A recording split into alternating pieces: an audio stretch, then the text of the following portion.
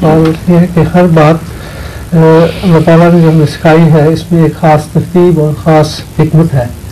اچھا مثلاً نماز میں ثنا نماز کی توحید باندھتی ہے، اور پھر جو نماز ادا کرتے چلے جاتے ہیں تو انسان کو انکساری میں بڑھاتی جاتی ہے. ٹھیک، میں نے بڑا غور کیا لیکن مجھے سمجھ نہیں آتی کہ ثنا میں فضل اور رحمت کا مضمون اس حصے میں پوشیدہ ہے.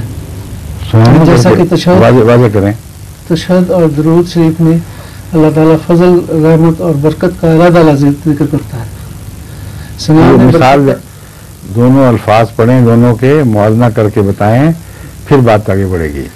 سبحانک اللہم و بحمدک کا، تبارک اسمک کا، برکت کا بھی ذکر ہے، حمد کا بھی ذکر ہے. سبحان تسبیح کا بھی تو ہے نا. سبحانک اللہم، اے اللہ تو ہر عیب سے پاک ہے، ہر کمزوری سے پاک ہے. اور بحمدک کا مگر خالی نہیں ہے، بھرا ہوا ہے خوبیوں سے. یعنی ایک نفی ہے اور ایک اس بات ہے. ہر غلط چیز کی نفی، ہر اچھی چیز کا اس بات. ٹھیک ہے. پھر اس کے بعد تبارک اسمک کا، تیرا نام بھی بڑا مبارک ہے. یہ نام بھی آ جائے تو اس میں بھی بڑی برکتیں ہیں. آگے جدو کا، ہاں، اور تیری ذات بلند شان کی ہے، اکیلی ذات اور کوئی نہیں ہے اس میں. ہاں، اسی کا طبی نتیجہ جس کی شان منفرد ہو اور بلند تر ہو، اس کے بعد بے اختیار دل سے اس ساری صفت کو سن کر یہ آواز اٹھتی ہے لا الہ غیرہ کا، تیرے سوا اور کوئی غیر نہیں.